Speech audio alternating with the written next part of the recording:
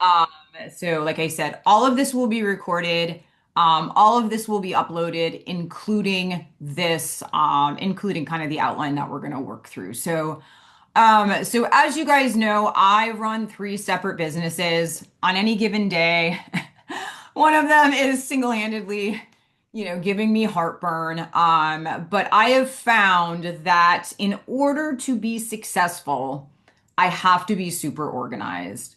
And I have to be, really anal and ruthless with my time. And I love the saying, like, simple scales, fancy fails. And then I also like to kind of integrate the word systems because systems is just really like a process that you guys repeat. And what I can tell you from my experience is a lot of you guys are really good creating systems. A lot of you guys where you guys are most challenged is holding yourself accountable. And I often think about why are certain dietitians more successful in private practice than others? And I do really believe it kind of falls back on your ability to be accountable to yourself, right? Because as a registered dietitian, like you are helping everybody else and you are accountable, like making sure you attend to everybody's needs. But a lot of you guys are, for lack of better word, like dropping the ball on the things that need to get done in your practice. And so, like I said, the goal of today's webinar, and once again, all of this will be available, probably on Monday once we upload it. But I'm going to take you guys through each section, and then I want to kind of hear your feedback, your thoughts. I'm going to show you some specific examples of kind of how to organize your week. And so, one of the things I have found really helpful, especially in the world of private practice, and if you have multiple things, especially like if you have a handful of jobs, which I know a lot of us do, or we're doing multiple things, I think the first thing you probably want to do is like theme your days or, come up with like a finite schedule. And what I mean by that is in my world, and like I said, I'm just going to use examples from my world and then we can talk about examples in your world as well. But I work with clients Tuesdays, Thursdays, and Saturdays. My husband works on Saturdays. Shockingly, in high school, we went to school on Saturdays. We had a half day every Saturday, but we had school every Saturday. So for me, working on Saturday is like a normal day. Okay. What I find really serves me well, and I want to be very clear too, it also means I get my ass handed to me sometimes on Tuesdays, Thursdays, and Saturdays because I only have those 3 days open. For some of you guys, how that relates to you, and I'll use it how my team, my dietitians on my team, the dietitians on my team have a certain number of patients facing hours they need to see per week. I don't personally care how they do them. And so many of them will split up their schedule and they'll see them all on 3 days, right? So if you have the opportunity or the luxury to do that, I often find that it's really helpful because you guys know it's very hard to change tasks. There's a guy by the name of Paul Graham. He has this concept of the manager versus the maker. So, like the manager, I like to see the manager work like that we do is like client facing. It's quick, it's short. We can kind of switch from one thing to another, right? It might be meetings, where maker work, which is where a lot of you guys need to spend your time and you're not, and we're going to talk about that. Maker work is like sitting down and learning practice better. Okay. Like a lot of you guys are hoping that this webinar is going to show you how to do all of those things when the reality is like we have to make time in our schedule to do CEO work, which is generally fundamental. And I always use the example of like an iPhone, right? I'm debating on whether or not I get the new iPhone. But I only know how to text sometimes, text and call people and maybe do email. I don't know a lot more, right? But the reality is that this phone could probably save me hours of time. I just have not put in the work to learn it, right? So why I say maker time is the time when you guys are like creating, creating and learning, right? It's really time when you guys are growing. And so it's important, and I'm going to show you guys where in your schedule and like how to kind of, make sure that you guys account for that, because most of you guys need to sit down and you guys need to slow down before you speed up. And I see this happen to myself a lot. And so it's really important. So when I say theme your days, I'm just going to give you, like I said, I have very fanatical things. And so I put my days in buckets, right? You guys have probably seen my buckets before. So I go through like every avenue of my business and I do a brain dump. And so, for example, for you guys, it might be like, and I would say even do this with your personal life because, then you can kind of plot it on your schedule. Because if you do not put this on your schedule, it will not get done. Right. And we're going to talk about that as well. So I go kind of through a brain dump, and these are all of the things that I need to do in a given week. We push out like 100+ pieces of free content a week. And we generally try to work 2 to 3 months in ahead, right? And so right now, I think we're working on content for December. So I kind of spec everything out, and like you guys know, I do Financial Friday, and then I look at this bucket of all the shit I need to do, and then I compartmentalize it to each day. Okay, so like, and I'm going to show you on a schedule when we get to it. So I usually write most of my content on, on Monday. I usually will review the practice, what's happening in the practice this coming week. I'll look at insurance cards, which ones look fucked up, which ones do I not trust the verification of benefits we've done. So like I do a lot of stuff on Monday that prepare me for the week, but most of the preparation for me actually starts on Friday. So when I say theme, right? Like you might put it in buckets. So like Wednesday, I always kind of like webinar Wednesday. I do education on those days. Like, so like if I'm trying to learn a new skill or I'm trying to, so like this is what I mean when I say buckets. And then sometimes like on Financial Friday, I will literally log into here and see my checklist, and I will be like, these are all of the things that I need to do. Okay. So I would highly recommend, if you're not already, kind of theming, right? Theming your days. And what I would also say, like, so go through like a typical week and list everything out that you do. And I mean like everything. Like I have like a master sheet, and it has everything from like when I order Instacart, when I work out. I work out Tuesdays, Thursdays, and Sundays. I put that on my schedule, like when I do my schedule the week before. So even though I know every single Tuesday, Thursday I work out, it just when I see it in writing, I'm more likely to do it. So first things like, so I want to make sure that as we go through these kind of big concepts, that we also, I'm giving you how do you do it. So first things first, do a brain dump. I prefer to do it on paper. And then I put it into like a Google Doc, but list out everything that you are responsible for, whether you're doing meal prep, whether you have obligations to your family, you're going to church, you're going to synagogue, right? Like put everything out that you do. And then if you can, right, group it into buckets, right? So it's like, I know on Wednesdays I probably should wash my hair because that's when I'm going to do most of my content, right? And so Mondays I'm going to write most of it and make sure that it's ready to go, for Wednesday. But for you guys, like in your practice, making sure, I mean, it could be as simple like if you're doing verification of benefits for your patients, right?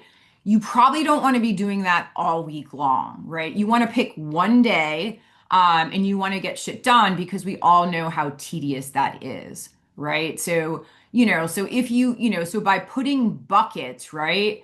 Like you also will be able to batch similar pieces of, you know what I mean? So like I do everything financial on Friday. And so when I was just by myself and I didn't have a team, which wasn't that long ago, anything that revolves around money, earning money, spending money. So I have like a little file cabinet in here. And like when the bills come through that aren't automatic, which most of my life is automatic, I pay those. And so it's everything that involves money. And so I would say if you guys are doing like a financial Friday or you guys are doing a financial day, which we're going to talk about, that you should be, then, do everything financial. So that way, like you don't have to go from working with a patient in charting, right? And then like be like, oh shit, I have to pay this bill, or oh shit, I have to return this phone call. So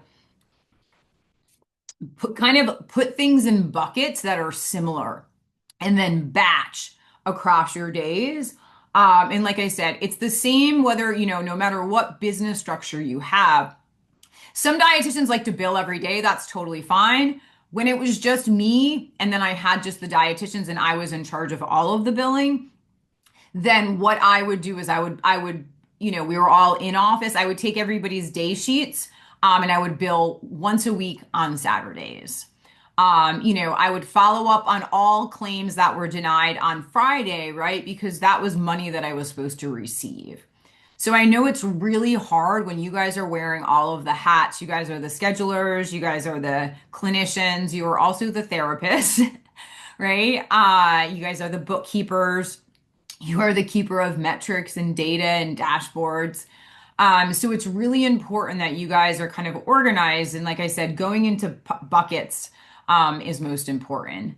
Why I like this is it also protects your focus. So, like, I am shot by like 3, 4 o'clock. And so I know when I'm creating buckets in my day, I know what I have the bandwidth left to do at that time. Like I usually go to bed by like 9 o'clock. I'm usually up, close to 5. And so by that time I'm waning, right? And so it's if I had to deal with billing at that point, I'd probably like stick needles in my eyes. I do not know how people, God bless everyone, how you guys work out in the afternoon.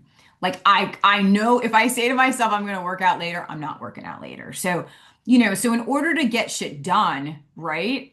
We have to make sure that we have buckets, right? Or we have, themed days, as we go through things. So I just want to pause there, and then we'll come back. Like, does that make sense? Like, does anybody want to share? Like, how are you guys operating? I want this to be more of like a workshop, so please feel free to unmic. Like, how is everybody organizing their week? Or not organizing their week? Does anybody use like a bucket system right now, or like a themed day? Hi, I Amy. guess, oh, sorry. Hi, Go Serena. ahead. Yeah, I was just saying, I think my issue is I get these new, I'm like, oh, there's a new way to organize myself. I get pumped about it. I do the thing, and then it dwindles. And it's exactly what you said at the beginning. It's holding myself accountable because, I made a rule for myself. I'm like, I can't let my inbox run my life. It's like Yes, I need to check it in the morning and check it in the evening and then I love try to it. do my stuff. But I find that my biggest challenge is the accountability and actually keeping up a system.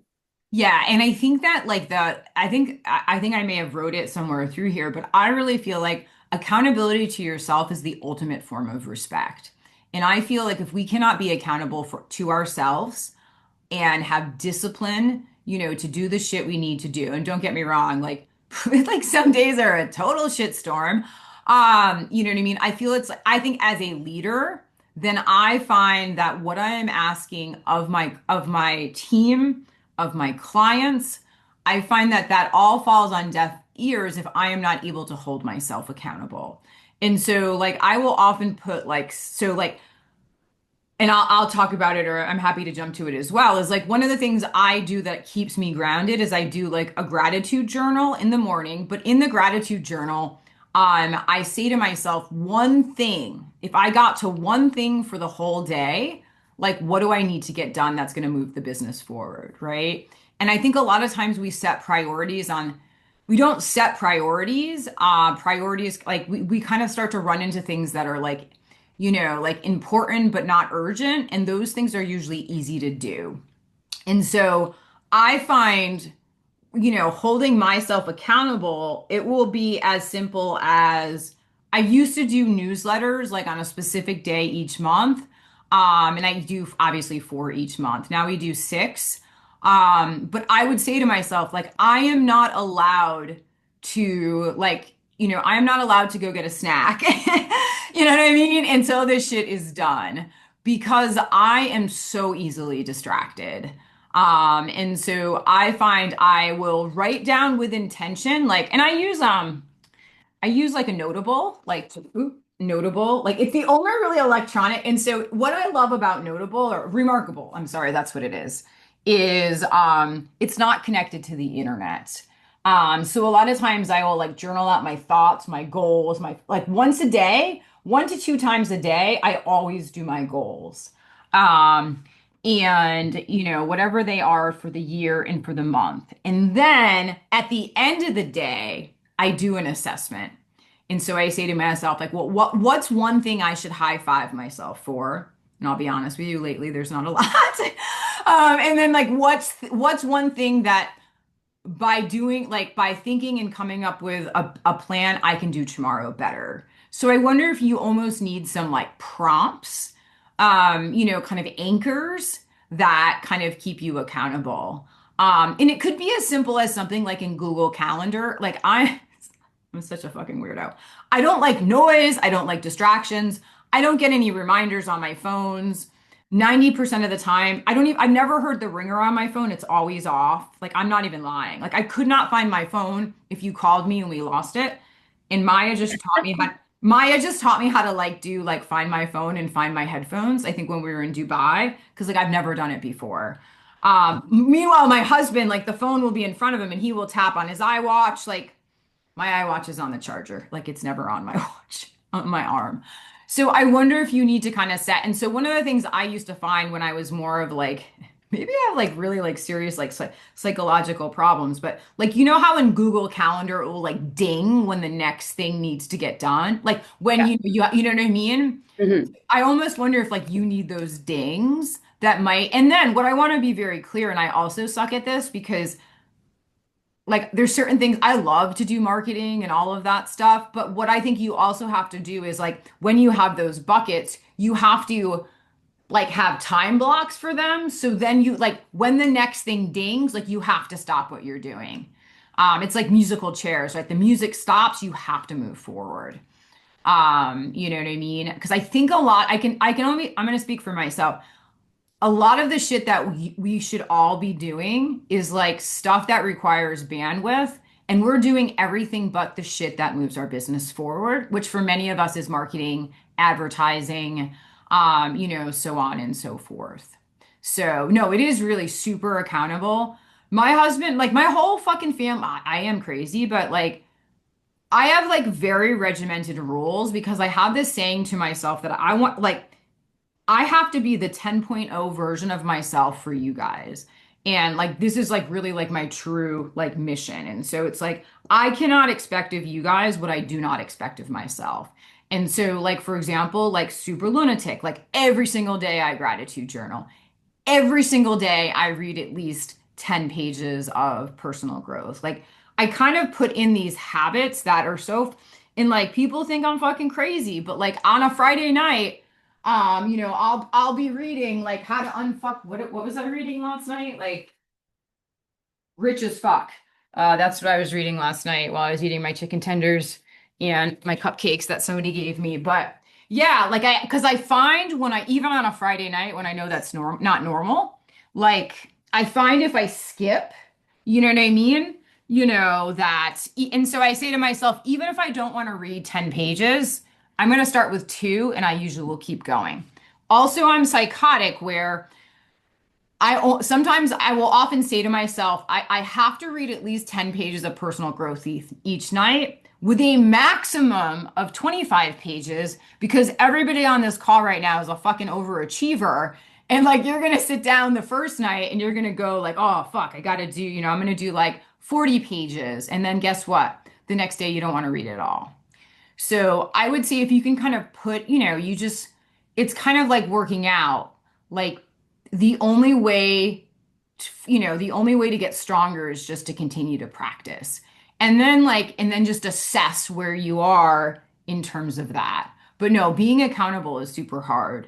And that's why I feel like a psycho, but I put in like wicked weird arbitrary rules that I don't expect anybody else to understand. Like I just do them. You know what I mean? And I don't ask for permission from anybody in my family or my surrounding, community. People think I'm fucking nuts. Yeah.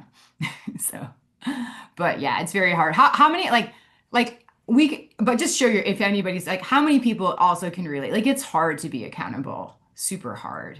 I don't care who you are.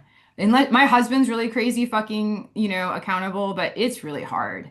Especially to yourself. We usually put ourselves last, and everybody else. So like Serena, you are not alone at all. I really, I have so many thoughts for like the membership and the group coaching program is like one of the things for 2026. I want to have like accountability groups, where everybody can kind of like buddy up, and, kind of have, like a little mini mastermind. We did it like a long time ago, and the mastermind is still going really strong for some of the dietitians. Like they'll all be at Fancy in the same Airbnb.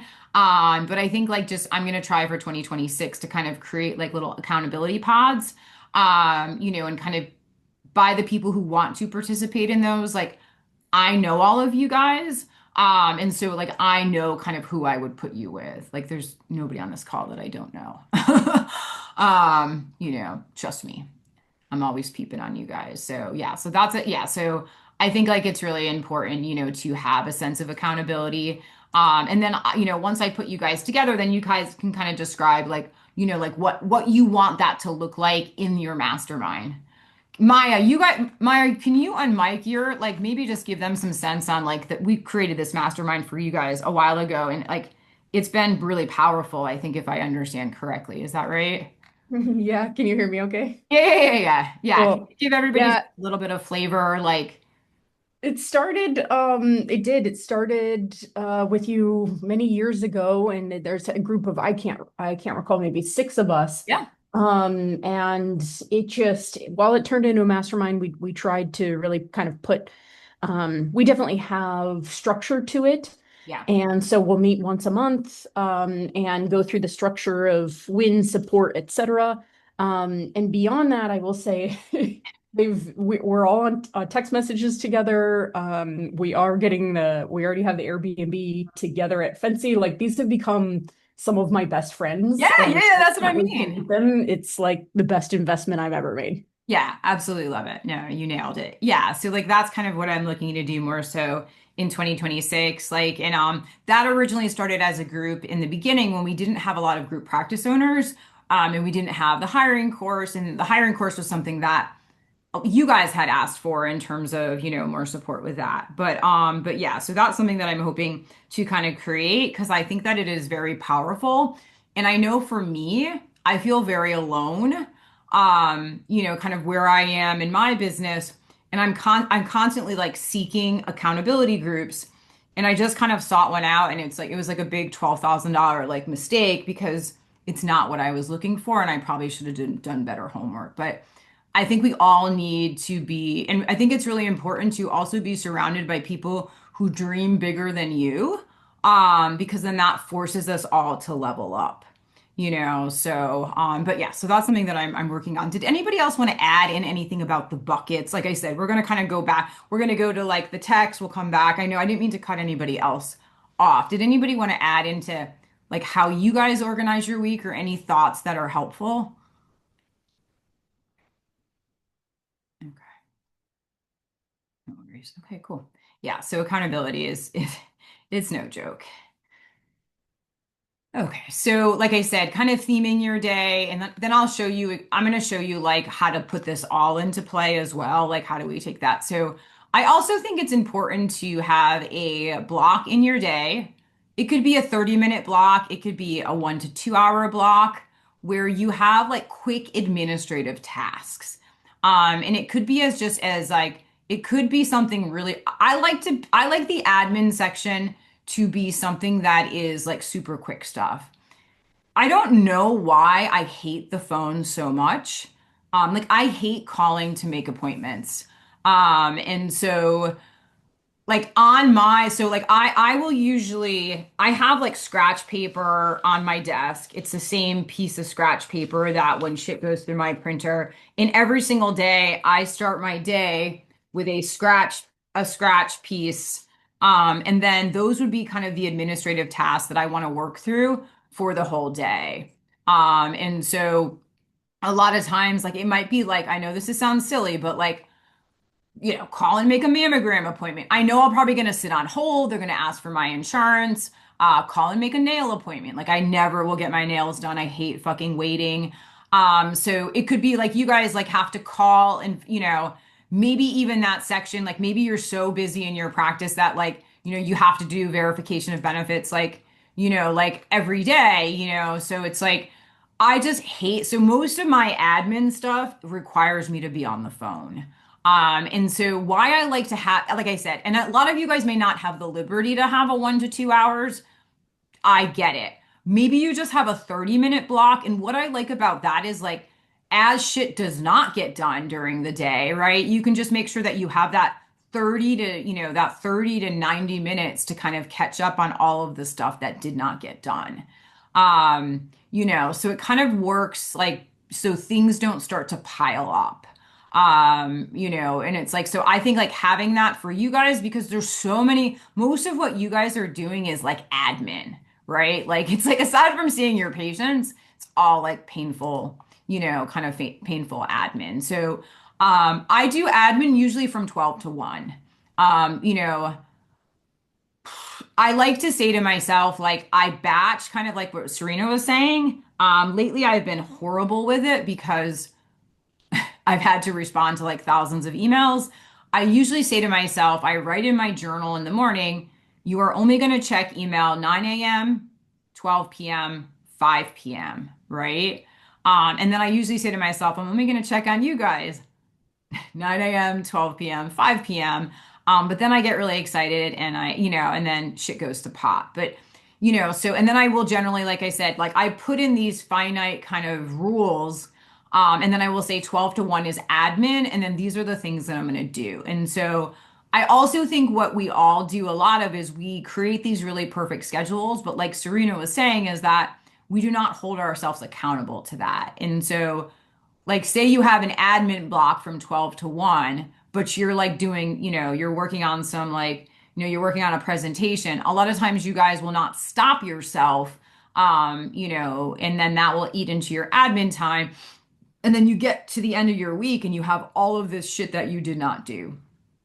So that's why like, a lot of times I'm not a I'm not like I'm not an electronic person.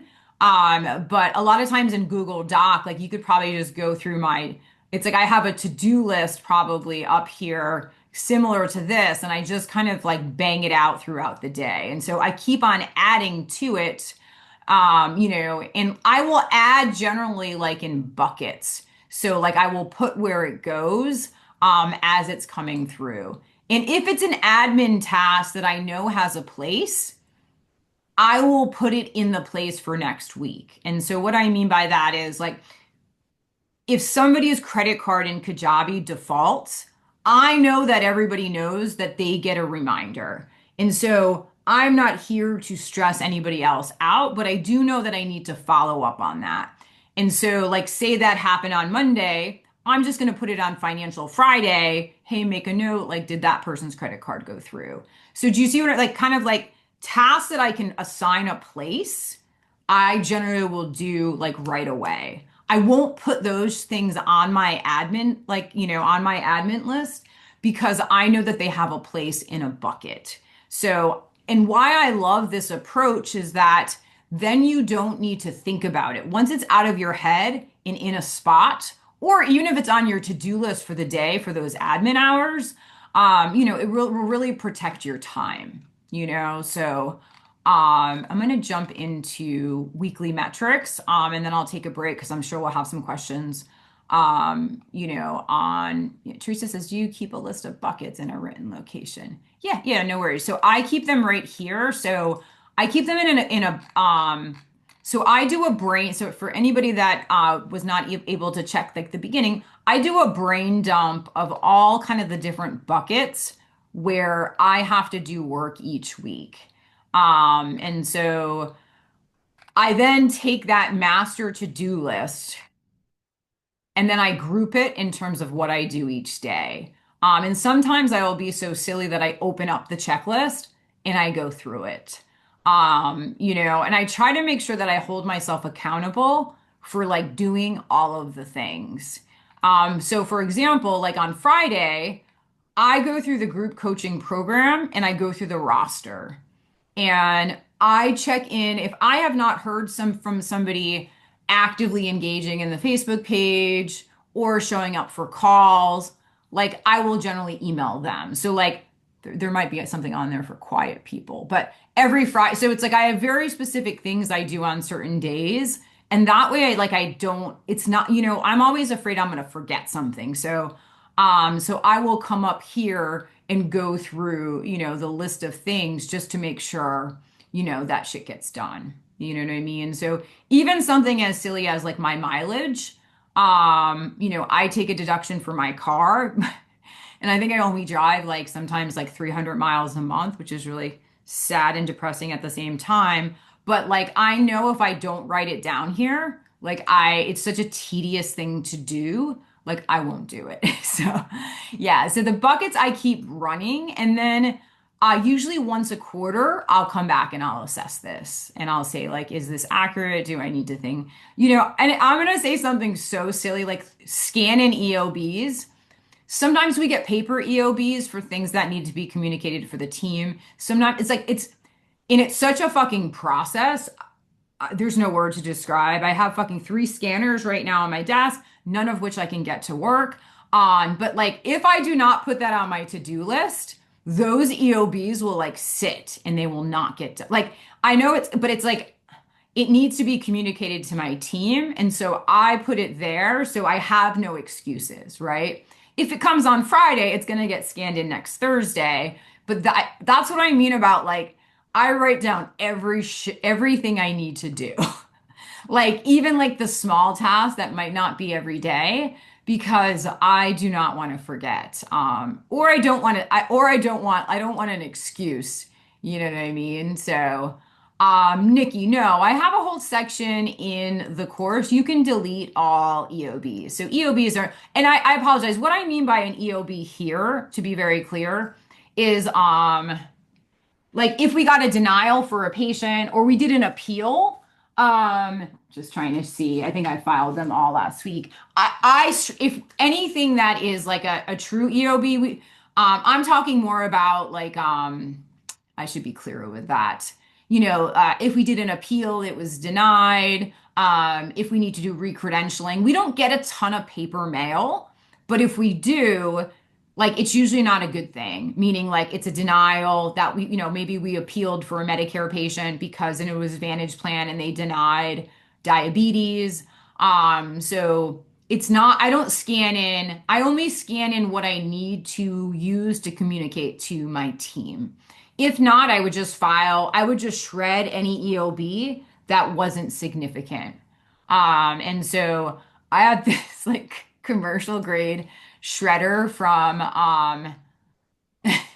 Costco that is so satisfying. And I just let it rip. And so on those ones, like, so I try not to keep anything. And Caitlin, I am not, I look efficient. I think that like so don't give me any more credit than I deserve. But I just think kind of working in those buckets and then, kind of going based on those is yes, yeah, you make it work. And I think that that's what's most important. I've been really hesitant in terms of telling people how to manage their time.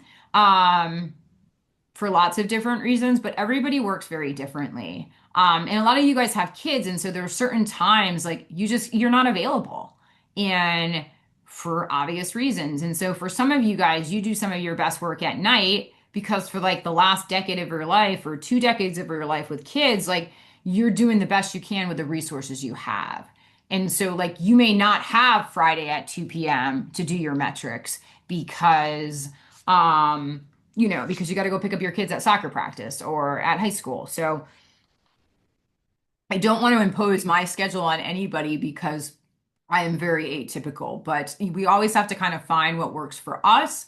And that's what I want to make sure that, you guys are doing. So, and in terms of one of the things I always do is that kind of like, that financial Friday. And for everybody on this call, Maya did a really amazing talk a couple months ago on practice metrics, kind of things that you guys should be measuring, and so if you have not watched it, it's in the membership, it's in webinar recordings.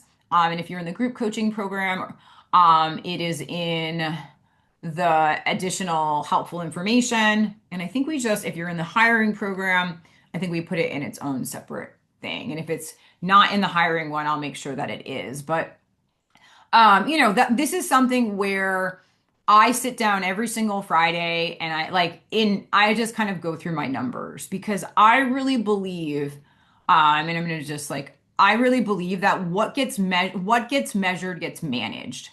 And for so much of my career as a private practice dietitian, as long as there was money in the bank, like I gave zero fucks.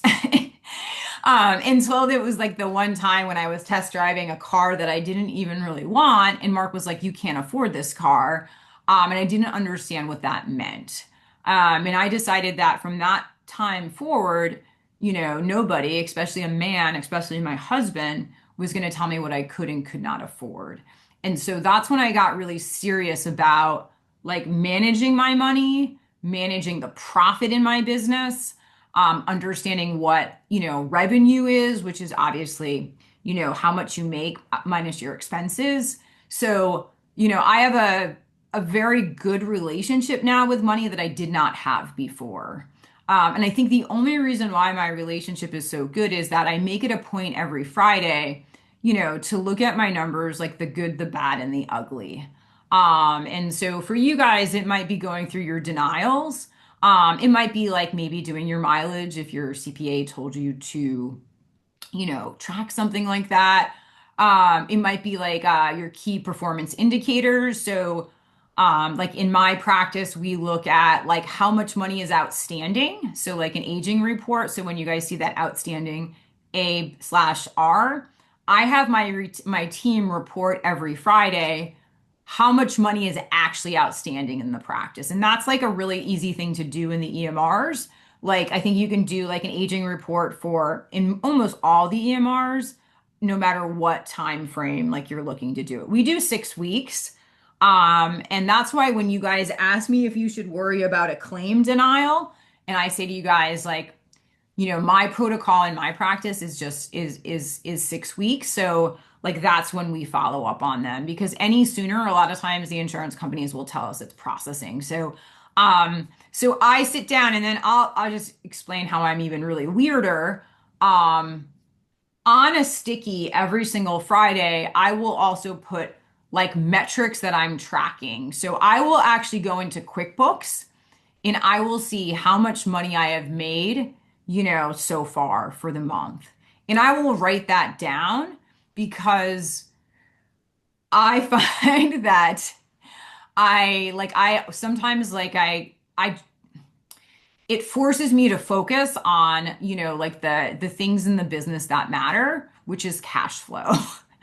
And so like I used to never do that because to be honest with you, like the money part of my business is not really what is most important to me.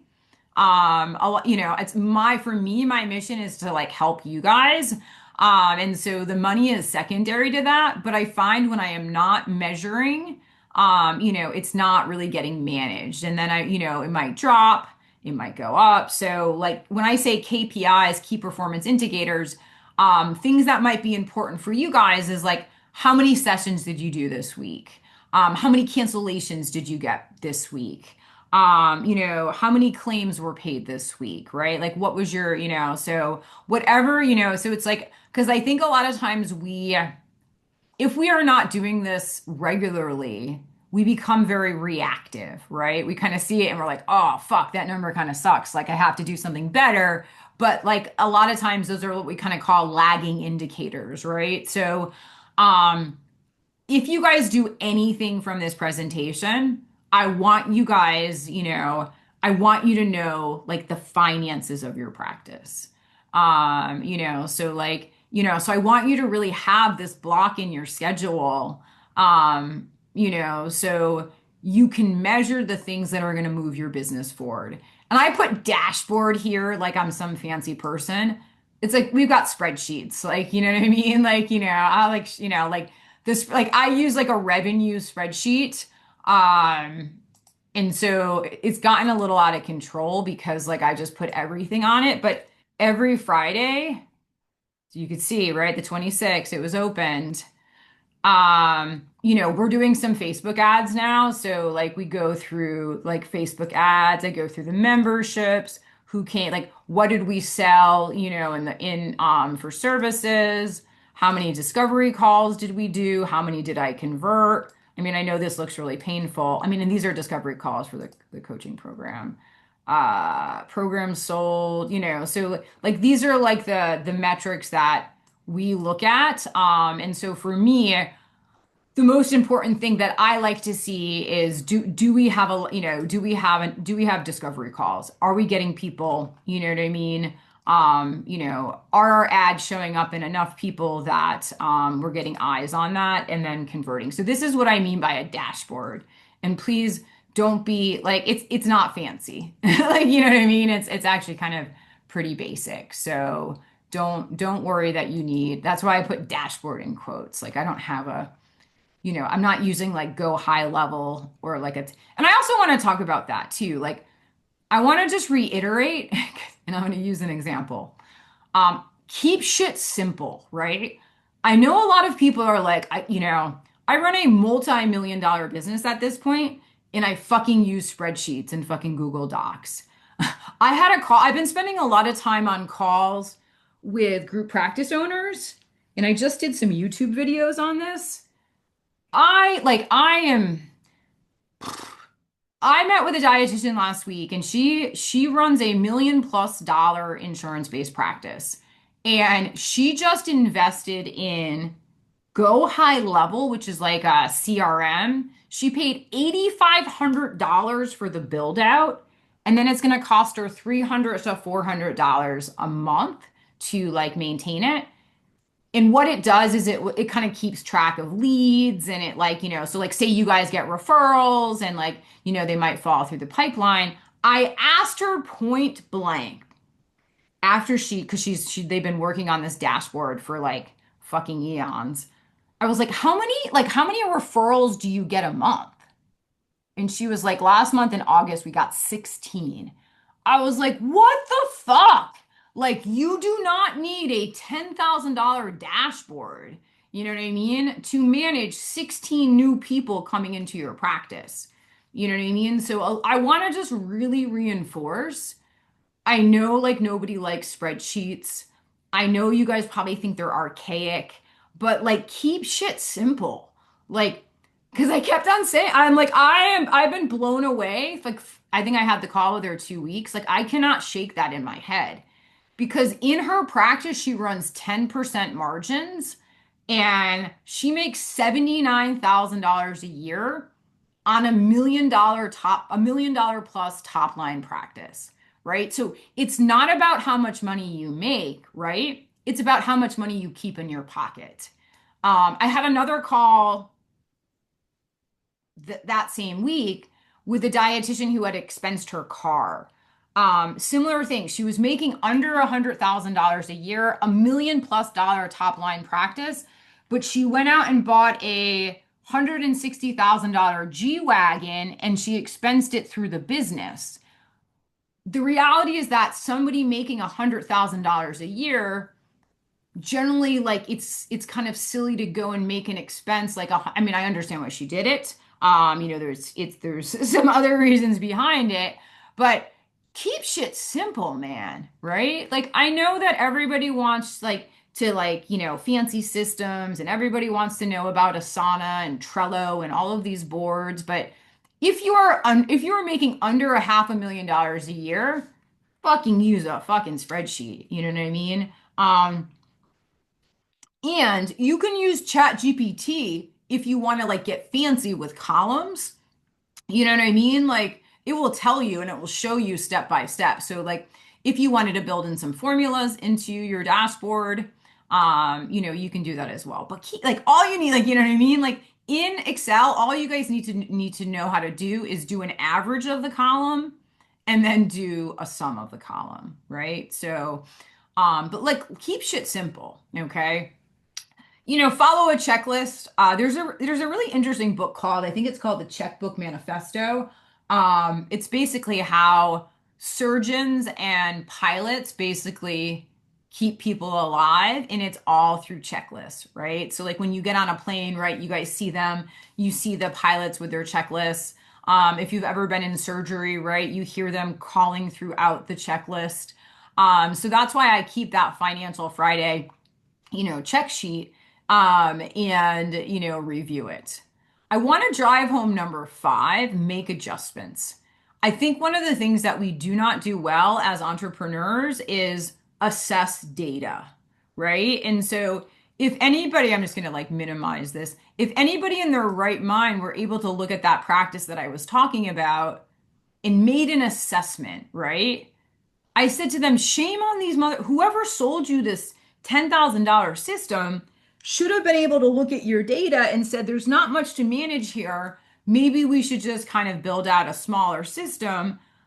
But the reality is that this dietitian didn't even understand what I was saying because she knew her numbers, but she did not know how to implement change within them. Right. And so, so it's like a lot of times when you're looking at your business, especially your guys' expenses, like trending over time, right? Like what do those look like?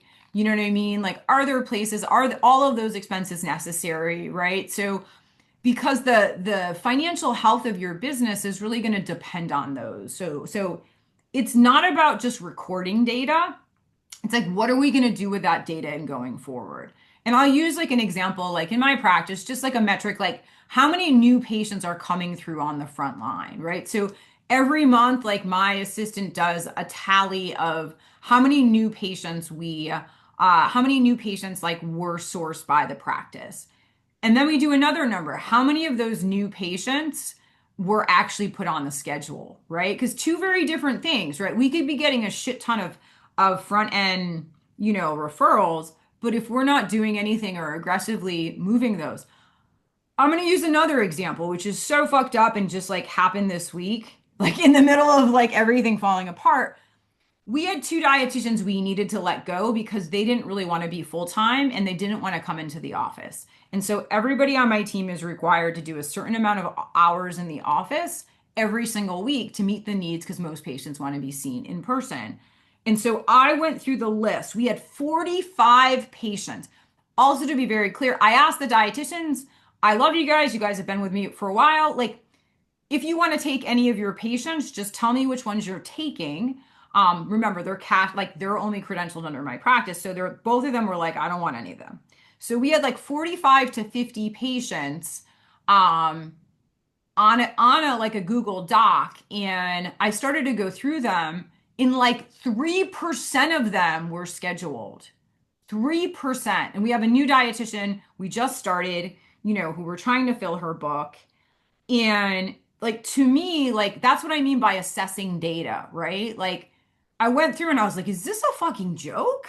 Like, you know what I mean? And then some of the people where my assistant wrote declined, those are patients who had like reached out to me personally and was like, hey, I know stuff is gone. Like, I'd still, so it's like, I knew that some of it wasn't even accurate. So that even blew me my mind even more. But right, 50 people that were active patients of these 2 dietitians who told the dietitians they wanted to see somebody else, right? I mean, that's thousands of dollars of missed revenue on a spreadsheet had we not assessed. You know what I mean? So So now we're, and I went through it like I went through like one letter, like I think I went through like A through C, and I was able to take like four of those patients. They wanted to, so that's what I mean about having data just for the sake of data, having spreadsheets just. So that's why I know when you guys saw that spreadsheet that I had, it's kind of like a clusterfuck, but at least it forces me to look at like each avenue, instead of kind of limiting in terms of that. So, I just want to really drive home that point because I think most of you guys know my background before I became a dietitian was in research. And so one of the reasons why I left research was I was finding in the world of sports performance that a lot of the shit that we were doing was not really applicable to the average athlete. So anyway, so what gets measured gets managed, but we also want to make sure that we're checking back with it. And so, and like I said, I will share this with you guys. It's just a PDF, so you guys have all of this, but this is just a sample of how you guys can kind of integrate, and what things potentially, you guys should be looking at, right? So, and you can change this up to kind of represent like the needs of your practice. But it's like these might even be buckets, right? That you guys then decide after this class that you find might be helpful to track. So I will share these with you guys so you can add your own. But I do, like I said, identify any trends. The goal is kind of like, what are we going to do with, what are we going to do with this data together? So, what are your guys' thoughts, questions, concerns about money, about managing, about metrics?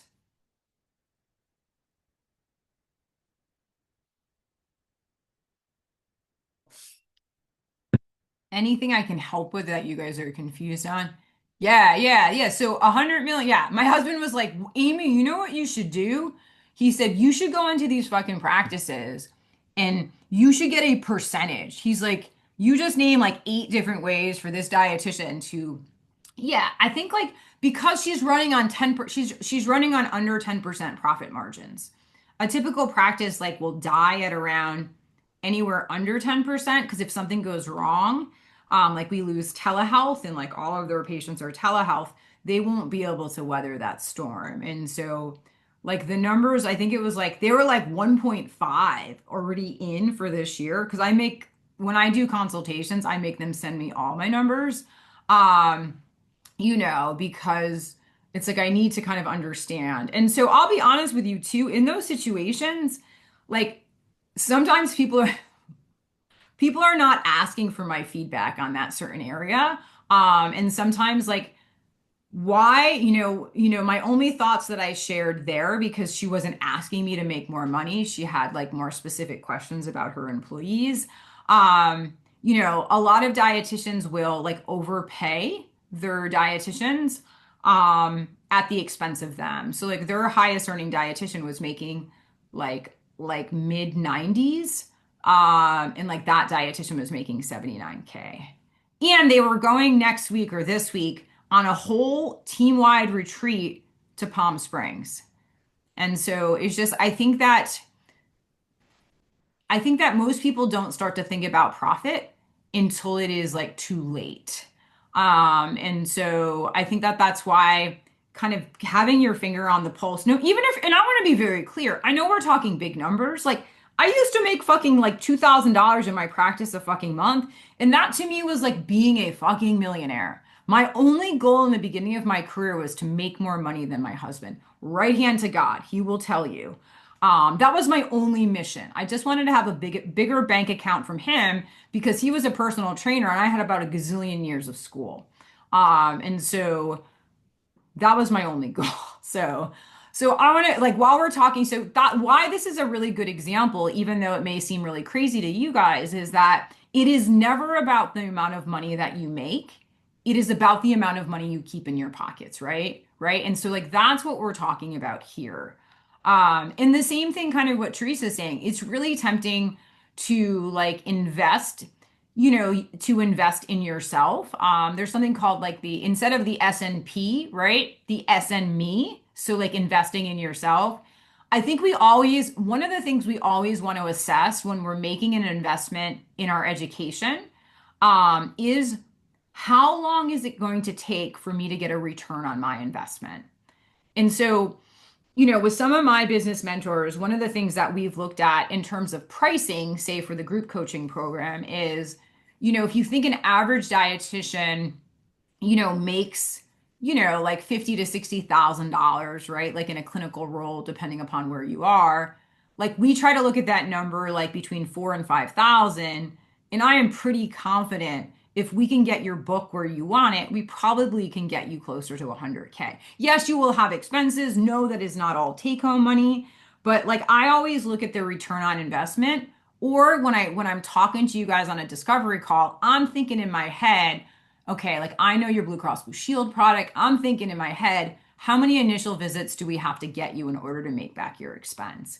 So, so a lot of times when you're making, it's super tempting, to invest in yourself and, so kind of like trying to figure out like what is that return? So like last year I paid Alex Hermosi $60,000 for 8 hours of his time to meet with me and four other businesses in the room. So for that hour of his time, what did he make? He made like, close, 60 times five. So $300,000, right? For that 8 hours of his time. He told me to do three things in my business when he assessed my business. One of them was to bring back discovery calls because I wasn't doing those because a lot of times by the time people come to the program, like they've been researching me, so I don't want to waste anybody's time. The second one was to increase the cost of the program to 10,000 because I've been doing it for longer than anybody else and it's like priced too low. And then the third piece was to get rid of my private practice, give it to somebody else. It's a distraction. So for $60,000, and once again, I understand where he's coming from with some of those things.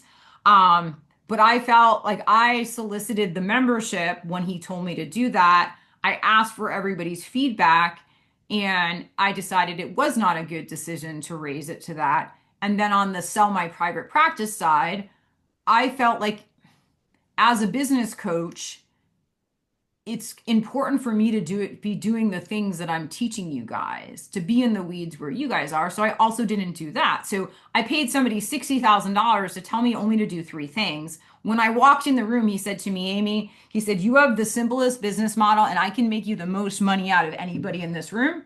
And like I left and I did none of those really, to be honest with you. So when you guys are looking at like investments in yourself, you always want to make sure like, that it is in an area where there is a skill deficit, right? Probably the next area that I might invest in would be to like learn like Facebook ads, right? We're doing like Facebook ads, and like doing some other things with like Meta. So I think I would want some education in that space. But I would always make sure that in my head, I was able to kind of do like a return on my investment, So I think investing in myself has been the best thing I've ever done.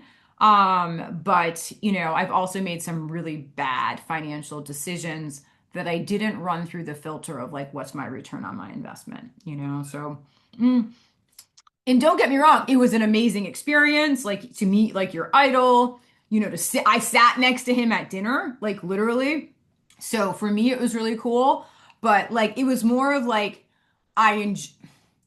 I enjoyed it for $60,000, right? And I also made sure this is another thing I want to talk about in terms of when you guys start to build your business. I knew that $60,000 like wasn't going to make or break me. Like I knew that it wouldn't change how I live my life. Or, do anything like that. So when you guys are making an investment, it can feel really scary. And so you always have to weigh like the pros and cons of what you're doing. Yes. So what do you think about making a PDF for target populations and running ads to sell that? I think that's a terrible idea, and I'll tell you why. Because the amount of money that you're gonna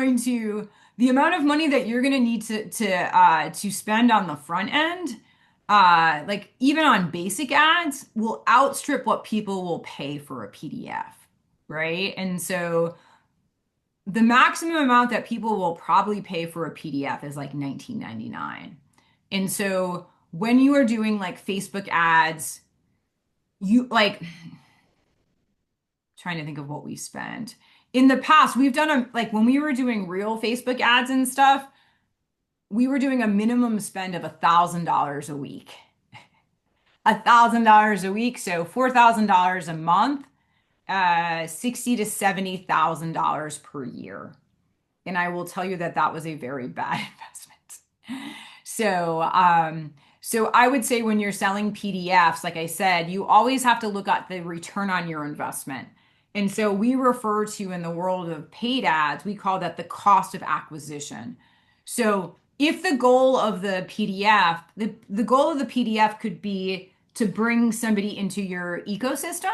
So like you take, it's called a loss leader, right? Like you lose money on the cost of bringing them in and buying that PDF, then your goal is then to upsell them into like a, you know, a higher ticket program. But I think that like we even stopped like doing ads for the private practice because the most that we'll get on an initial visit is like 191 from like Aetna. We get 150 from Blue Cross Blue Shield. And so like the cost of like we would have to sell, you know, we would have to say in our heads like our goal is to get X amount of people from that to even make back our investment, right? Because I'm not looking to break even. Like I need to make money. So we have to look at the cost of what we're selling something for. That's why right now we're running ads for like reimbursement dietitian because like the program is close to $5,000. And so like it makes more sense that we would, you know, even if we had to sell, even if we had to spend $1,000 on a lead, you know, we're still making $4,000 on it. So low ticket program. So usually what you would use a PDF for as like a lead magnet, like for example, like I do a super bill that's free, and then I do like a free super bill explainer for dietitians. You know, and so I do that as a lead magnet to get people into my email list. So just like an example of that. But no, I think it's very expensive to sell anything that way. And the only way probably to really do that is to be slimy, like when people are selling, like, you know what I mean? Like you really have to like hook people in, and it probably is like some type of violation of an FTC rule in terms of like how the ads can be run. So, but yeah, I'm gonna do probably in January, maybe hopefully February. I'm seeing a lot of you guys have group programs, a lot of you guys have memberships, and a lot of you guys have things that you're trying to sell. And I will say this from a place of love. I don't think most of them are sellable. So like I'm going to do a webinar and probably more like a workshop on like how to make sure that we position those correctly. You know, in a sense that people will want to buy them, right? Because they have to deliver an immediate outcome. Nobody wants a course on intuitive eating. I'm just going to say it. You know what I mean? People want support, people want community, people maybe need some fundamental principles, but nobody wants a 10-week course on the 10 principles of intuitive eating. Like, I don't know, because, or what I would say is whatever I'm saying, if you can find me a dietitian that's selling fucking PDFs and like fucking printing money, like let me know who she is because I have never seen it. But yeah, super valid point. Um, okay, Trace, we'll see you soon.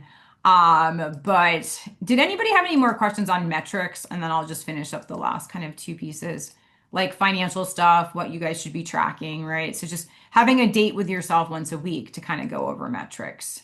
That's just the big piece. And then I'll just wrap up. So, and then obviously, like we've been talking about, like batching similar topics together. I know a lot of this is repeated, but that way you don't have to kind of redo stuff. Like, for example, I record most of my content on a Wednesday.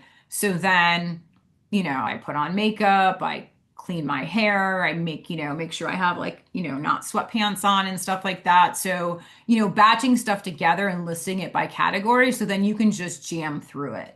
And then remember on Mondays, I plan it. So when I sit down on Wednesday morning at my computer, you know, then I just bang stuff out. So, you know, that way you guys can have dedicated blocks and kind of like I was saying, like your manager ones. So then you kind of get stuff done.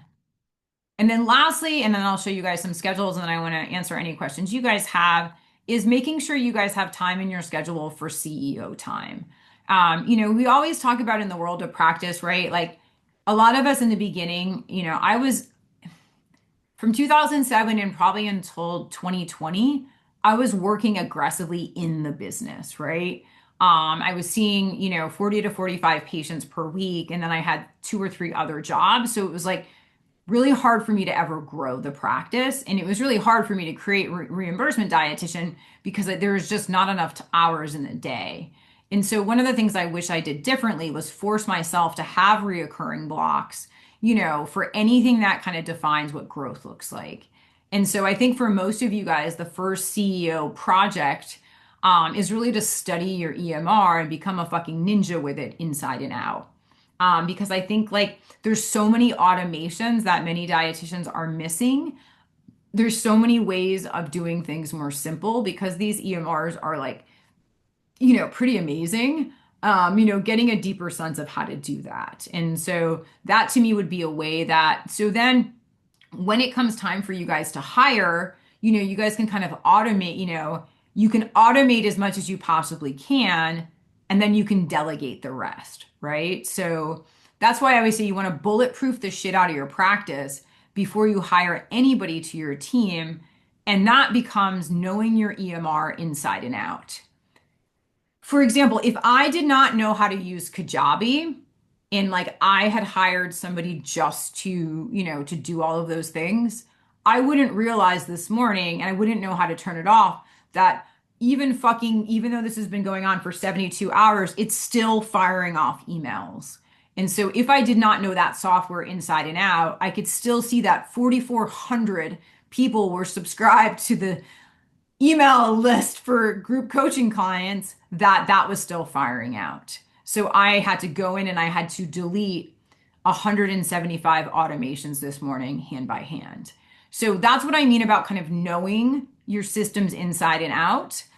So then when you hire, it makes sense. Like I trusted my team too much on Wednesday to handle this, and I should have really gone in and looked at it then because it would have made more sense to me. I would have cleared that automation before. So making sure that you guys kind of put away time to like study the things that are really important and that are going to move your business forward, right? So making sure, once again, I think that the main things I want you guys to really take from this is like making sure you guys have this shit on your calendar, right? And so like if it does not have a time slot on your schedule, you're probably not going to do it. And so I would even say like, like just this, it's the silly stuff that like working out, like meal prep, ordering your groceries, just making sure that those things and then not canceling, like Serena said, like having a super high amount of respect for yourself, because it's non-negotiable. So I tried to take all of these principles and it's not perfect. I did it two different ways for you guys. I did it if you were a full-time dietitian and I went through all of those five principles and just gave you suggestions. Once again, I'll share with, when we upload everything for you guys on Monday. So I went through each day. I mean, you guys can kind of decide. And then I took all of those things and I tried to just make a mock schedule kind of maybe like how I would work through things. I always like, this has a heavier patient care. I like a super light Wednesday. Where as a CEO, like I don't have a lot personally on my schedule because I feel like I go balls to the wall Monday, Tuesday.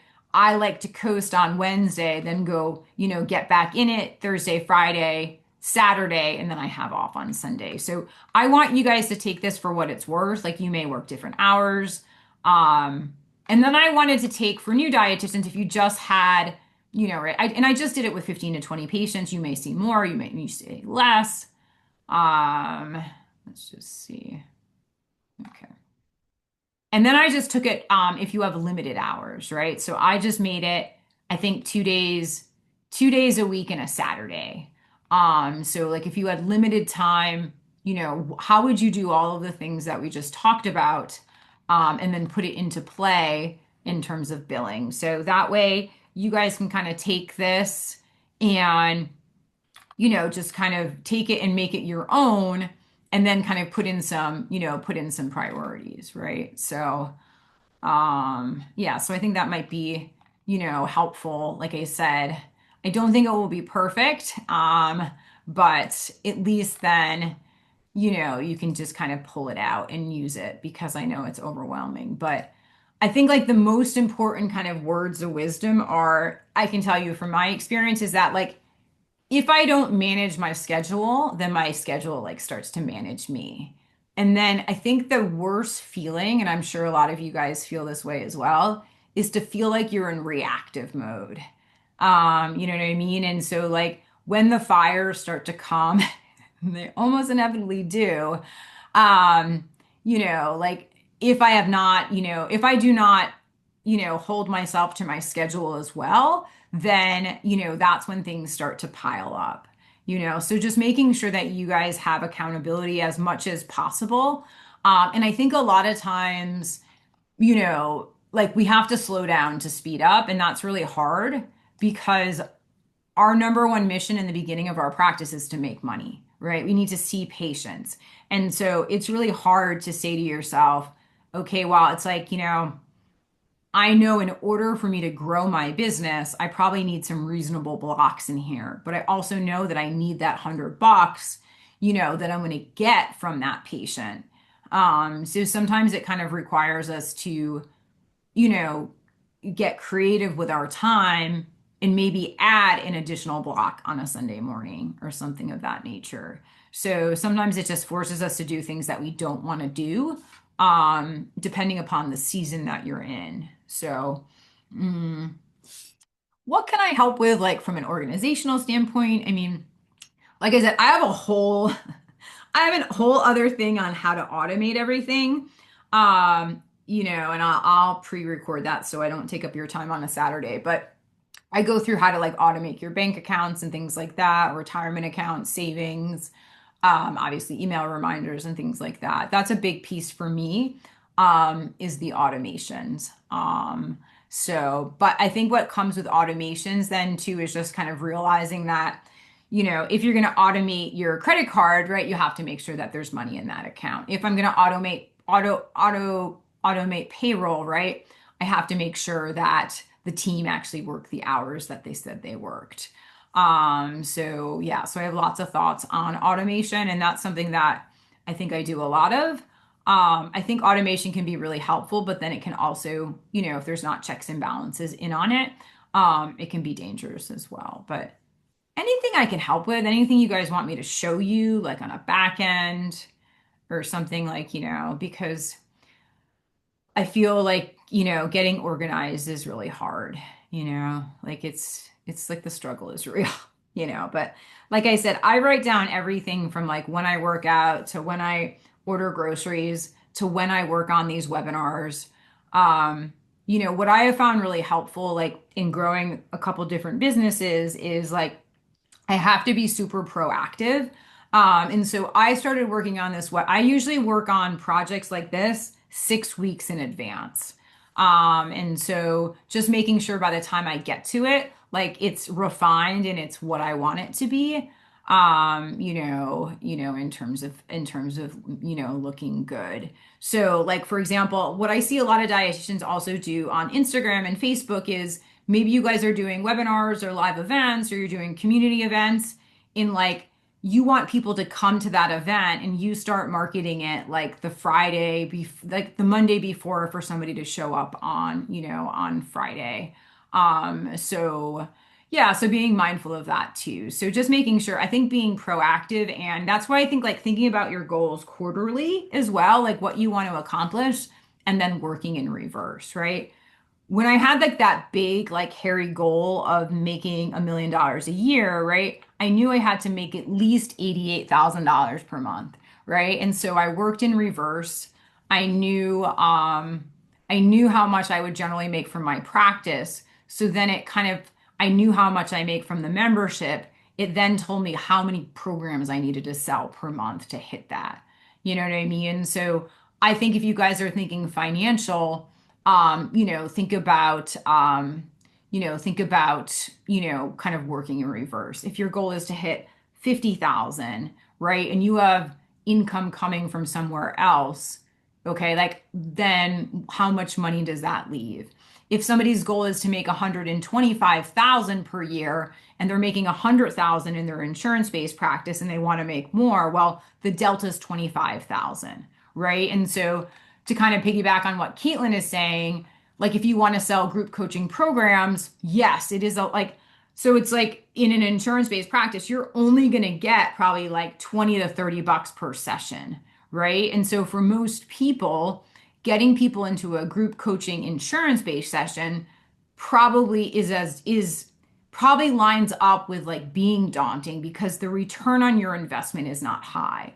When you guys are thinking of selling additional products and services above your insurance-based stuff, it always has to exceed what you would make from insurance.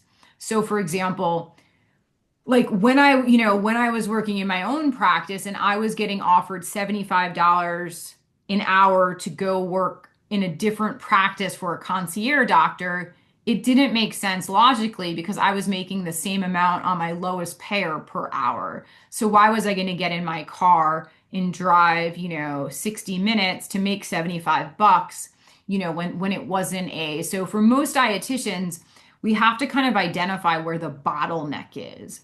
And so for many of you guys, it's just you, right? You can't scale. Yeah. But what I would say with groups, is yeah, if you can get 10 people, I would say in my experience running groups, you can get 10 people in a group for the first and second visit. And then people dwindle with interest. And then that 10 goes to 7, that 7 goes to 5, and that 5 goes to 3, right? And so you have to get really like creative maybe with incentives, like to keep people in a group long term. Because then a lot of times you're doing like one-on-one visits. And I have a whole section, I think I have a whole masterclass on integrating group coaching programs with insurance. I did it a while ago, but I think the same principles, still stand. But I think with any type of program, you have to show people the value. It does not matter. Like, so it's like, I'm just trying to think of examples. Okay. Like, I'm just going to use like a membership. So like, I joined like a Massage Envy membership a couple of years ago, because I thought it was important to take time out of my day. And so, right, you pay upfront membership. It's an infinite, it's a set amount of time, but the people at the massage place were so horrible that there was no value. Like I was leaving like super uncomfortable. Like I thought one time they were going to snap my neck. And so like there was no value with me even continuing, right? I just joined a coaching program. It was like $12,000. I don't really like the guy that's running it. He's very arrogant. So like it's a group coaching setting. There's 460 plus people on a call like this. I don't see the value in continuing. I feel like my hour a week will be better spent working on content for you guys. So why I'm saying that in the group for you, Caitlin, is like if you're going to do something indefinitely, you always have to have new content coming in. And so what I try to do for the membership is I survey everybody, say once a quarter, which will be soon. I ask what topics people want things on, and then I either source people to do them or I do them myself. So that way there's additional value above the static value, to keep people in a program. So I think that's the most important thing is, so like I used to do the group coaching program as a cohort. We used to do it like once every couple of months. And so what I found with the calls like this versus doing them every week, that in the beginning of the cohort, the first month, everybody showed up. Second one, everybody showed up. And then it dwindled, to like a handful of dietitians on the calls, rightfully so.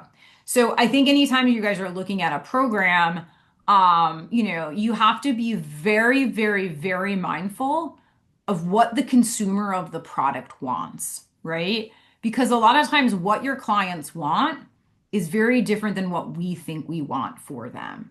So that's why I think before anybody does a group program, a membership, a la carte services, you survey your clients and you say to them, like, it's like, what would you find helpful? what do you need like at this point in your, your health journey? Because most people don't need PDFs. Most people don't want a membership, so I think like yeah, so like a shorter program, probably is good. In terms of that. Yeah, yeah, I would probably say like shorter is better because then, you're not stuck, kind of talking to like one to two people. But it takes a lot of work. I'm doing like I'll give an example of like a challenge. I'm doing like a challenge like the second week of November for people for credentialing. It's $99 and it's a 7-day challenge. And they have to do at least two credentialing applications. They have to do all the other things. And if they do it, they get their money back, right? So it's a no-brainer for $99, you know what I mean? That if they do this program, they get their money back, right? So there's like, even if they didn't win their money back, that $99, would be super high value. So we always have to make sure that, everything is very, very high value, and that people, I like to say, if you guys are selling something for cash, like it should deliver 10 times the value, right? So it's like, no matter what it is, like they should walk away like, holy shit, this was fucking awesome, so, and then, somebody asked, do I use, no, I don't even use Google Calendar. Like I don't use Asana. Like I use like a, no, I use like a normal Target. I'm very specific. I use just a paper notebook and a paper calendar, and then it has to have like the month at a glance. And then I go through each week and I like write down, let me just show you an example. I'll write down each week on the tab, like what needs to get done. So this is like, so it just has to have, this is like a, one that I didn't write on, but I don't use a tracking system because I find that I'm less likely to be accountable to it. We used to use Asana like for my team, in terms of keeping people accountable, and we maybe go back to that, but I think for most people, and this is running, multi-millions at this point, I use a basic news, like a basic like calendar, you know what I mean? Because I do not feel yeah. I do not, I feel like the learning curve for some of those softwares is like pretty high. Like, you know what I mean? I still don't know. I tried to like set up Asana a couple weeks ago because we were onboarding new dietitians. I couldn't even figure out how to get like my old boards, kind of set up. So sometimes I find that excessive education, like it's not worth it, right? Because I'm like, I can do the same stuff. And so I run my whole practice through Google Drive. Every employee has a folder. From the credentialing, everybody has their own folder for credentialing. If we're credentialing you, we're uploading all of your contracts there. We're uploading all of our communication there. We have a timeline for you there. So, yeah, I don't want anybody to like complicate it. Like, I want you guys to keep it as simple as possible. And I'll be honest with you, like, a lot of that software gets expensive. You know what I mean? I think Asana, like, it's like a base, there's a free version. And then it's a base of 50, and then it's like another $10 per user, right? So it's like if you have a team, like that becomes like it can be, I'm like at like $150 per month. So just being mindful of those things. And I have to say to myself, is my return on my investment, worth it there? And sometimes it is, right? I love Acuity. Like I've been paying for Acuity since like 2009 or whatever. So you guys have to just assess like if those tools are worth it. What else? Anything else you guys want to see or you want to know? I'm pretty transparent like with everything I do. Cool. Alrighty, so I'm gonna shut up now. I will make sure that Gia uploads this with the PDF. I'll also try to record in the next couple weeks. I have a whole thing on automation, and I'll take you guys through. I'll just show you. I'll give you a preview. I'm gonna go through in the automations, like all different areas of client onboarding, scheduling, email templates, social media, payroll, all of the shit. So I didn't want to kill you guys on a Saturday. So Now I think my computer froze up. Okay, no, we're good. Okay, cool. So that's what we will put out in the next couple weeks for you guys. And then if you know, like, I also think it would be helpful, like, even in the Facebook pages, like, if you guys need accountability, like, tag yourself in the accountability, like, you know what I mean? Like, tag yourself in the Facebook and just say, hey, I'm like looking for accountability. Like, I'm trying to get this shit done. Like, you know what I mean? And what I can tell you from my experience from working with you guys for many, many years is that you guys are the best fucking community ever. So, like, if somebody needs additional support to get some shit done, just solicit some support in the Facebook page. And I am sure you will get, you know, some people, you know, supporting you on that. So, okay, I'm going to shut up. I love you guys, and I will see you soon.